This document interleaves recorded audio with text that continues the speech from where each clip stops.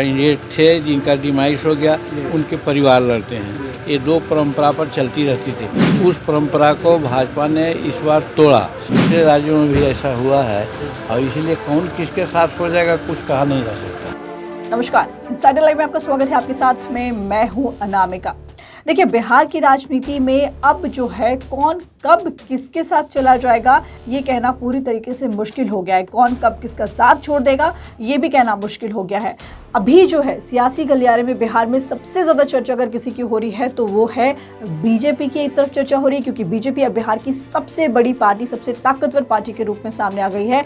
तो दूसरी तरफ पशुपालन मंत्री मुकेश सहनी की चर्चा सबसे ज़्यादा हो रही है। वीआईपी पार्टी की चर्चा सबसे ज़्यादा हो रही है, क्योंकि उसके तीन जो विधायक हैं, तीनों के तीनों विधायक मुकेश सहनी का साथ छोड़ दिए हैं और बीजेपी में जाकर के शामिल हो गए हैं।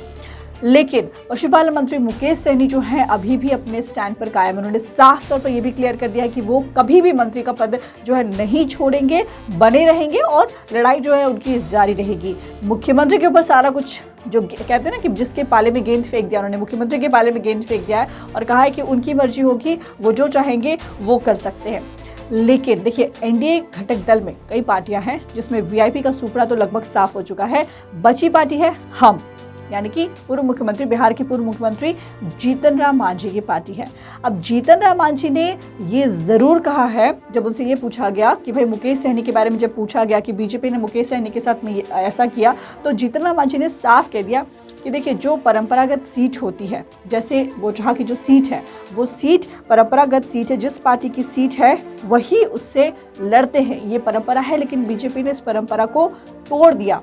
क्यों तोड़ा, ऐसा क्यों किया, इसका कोई जवाब उन्होंने नहीं दिया। इसका साफ तौर पर उन्होंने कहा कि मुझे भी नहीं पता है कि उन्होंने ऐसा क्यों किया, बीजेपी ने ऐसा क्यों कहा। लेकिन ये जरूर जीतन राम मांझी ने साफ कर दिया है कि भाई ये उन दोनों का अंदरूनी मामला है, इसमें मैं कुछ नहीं कह सकता, यानी कि बीजेपी और मुकेश सहनी के बीच का मामला है। अब देखिए, डरे हुए जरूर हैं जीतन राम मांझी। जीतन राम मांझी से ये पूछा गया कि भाई क्या आपके भी विधायक बीजेपी में शामिल हो सकते हैं, तो उन्होंने साफ कर दिया कि ये राजनीति है, राजनीति में कभी भी कोई भी कुछ भी कर सकता है।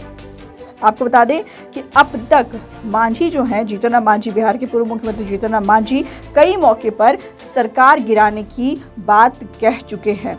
कई मौके ऐसे हुए हैं। उन्होंने ये भी कहा है कि भाई पावर पॉलिटिक्स होती है, प्रेशर पॉलिटिक्स होती है, जिसके पास पावर होता है वो प्रेशर पॉलिटिक्स करता है। ऐसी बातें एनडीए के घटक दल के जो और पार्टियां हैं, वो यानी कि हम पार्टी है, वो भी हमेशा कहती रही है, और जो वीआईपी की पार्टी मुकेश सहनी है वो भी हमेशा कहती रही है। एनडीए को कई बार दोनों ही पार्टियों ने आंख दिखाने की कोशिश भी की, लेकिन बीजेपी ने एक झटके में एक ऐसी चाल चली जिसके बाद अब जो है बड़ा झटका लग गया है। वीआईपी को तो बड़ा झटका लगा ही लगा है, साथ ही साथ जीतन राम मांझी की भी आवाज़ जो है वो बंद कर दिया है बीजेपी ने। जीतन राम मांझी अब ये कहते फिर रहे हैं कि भाई कभी भी कुछ भी हो सकता है, यानी कि डर जो है वो साफ तौर पर दिखाई दे रहा है।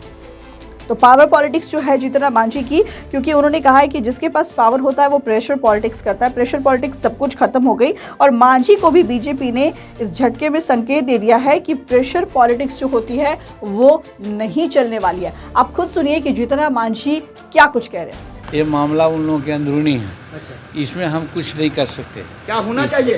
नहीं, एक बात तो हम पहले कहा था कि अगर डिफरेंसेस इस माने में हो कि बोचहा सीट के चलते कुछ बात हो तो हमने कहा था परंपरा रही है पराया। ऐसे बीच में कहीं छुटपट हुआ है कि जिस पार्टी की सीट होती है वही लड़ते हैं, जो कैंडिडेट थे जिनका डिमाइस हो गया उनके परिवार लड़ते हैं। ये दो परंपरा पर चलती रहती थी। उस परंपरा को भाजपा ने इस बार तोड़ा।